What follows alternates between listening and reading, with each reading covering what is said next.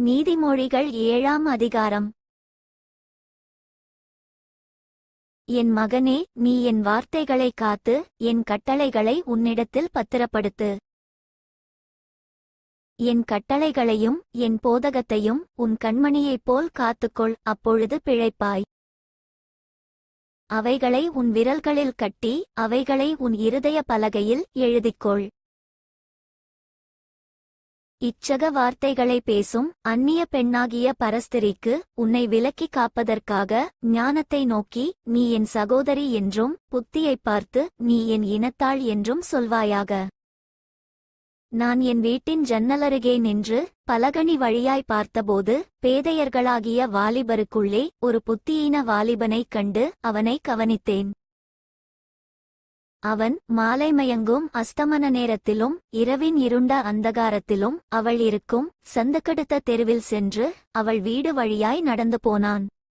அப்பொழுது இதோ, வேசியின் ஆடையாபரணம் தரித்த தந்திரமனமுள்ள ஒரு ஸ்திரீ அவனுக்கு எதிர்ப்பட்டாள். அவள் வாயாடியும் அடங்காதவளுமானவள், அவள் கால்கள் வீட்டிலே தரிக்கிறதில்லை. சிலவேளை வெளியிலிருப்பாள், சிலவேளை வீதியிலிருப்பாள், சந்துகள் தோறும் பதிவிருப்பாள். அவள் அவனை பிடித்து முத்தஞ்செய்து, முகம் நாணாமல் அவனை பார்த்து, சமாதான பலிகள் என்மேல் சுமந்திருந்தது, இன்றைக்குத்தான் என் பொருத்தனைகளை நிறைவேற்றினேன். ஆதலால் நான் உன்னைச் சந்திக்கப் புறப்பட்டு உன் முகத்தை ஆவலோடு தேடினேன், இப்பொழுது உன்னை கண்டுபிடித்தேன். என் மஞ்சத்தை இரத்தின கம்பளங்களாலும் எகிப்து தேசத்து விசித்திரமான மெல்லிய வஸ்திரங்களாலும் சிங்காரித்தேன். என் படுக்கையை வெள்ளைப்போளத்தாலும் சந்தனத்தாலும் இலவங்கப்பட்டையாலும் வாசனை கட்டினேன். வா, விடியற்காலம் வரைக்கும் சம்போகமாயிருப்போம், இன்பங்களினால் பூரிப்போம். புருஷன் வீட்டிலே இல்லை, தூரப் பிரயாணம் போனான். பணப்பையை தன் கையிலே கொண்டு போனான், குறிக்கப்பட்ட நாளிலே வீட்டுக்கு வருவான் என்று சொல்லி, தன் மிகுதியான இனிய சொற்களால் அவனை வசப்படுத்தி, தன் உதடுகளின் மதுரவாக்கினால் அவனை இணங்கப் பண்ணினாள்.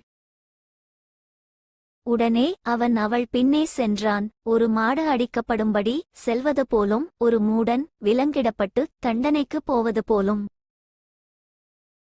ஒரு குருவி தன் பிராணனை வாங்கும் கண்ணியை அறியாமல் அதில் விழத் தீவிரிக்கிறது போலும் அவளுக்கு பின்னே போனான். அம்பு அவன் ஈரலை பிளந்தது. ஆதலால் பிள்ளைகளே, எனக்குச் செவி கொடுங்கள், என் வாயின் வார்த்தைகளைக் கவனியுங்கள்.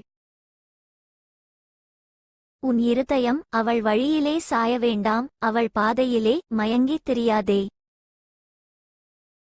அவள் அநேகரை காயப்படுத்தி விழப்பண்ணினாள், பலவான்கள் அநேகரைக் கொலை செய்தாள். அவள் வீடு பாதாளத்துக்குப் போம் வழி, அது மரண அறைகளுக்குக் கொண்டு போய்விடும். For more videos subscribe and like my channel.